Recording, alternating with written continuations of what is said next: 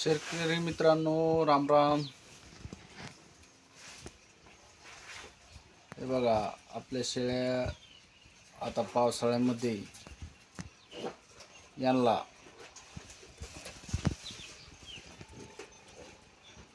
कडबा आणि हरभऱ्याचं भूस, सोयाबीनचं भूस आणि थोडा एखाद्या दिवस समजा उघाड असली तर चारतो आपण, नाहीतर कडब्यावर आणि भुसावरती शेळ्या 4 महिने राहू शकतात.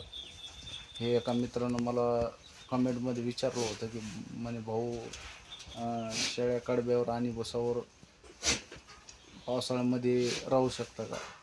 तर 100% राहू शकतात, भुसा आणि कडबा असला तर. पण त्याला कसं आहे मित्रांनो, खुराक ठेवावा लागणार त्यांना. आता माझ्याकडं मका आहे, एक सकाळी मी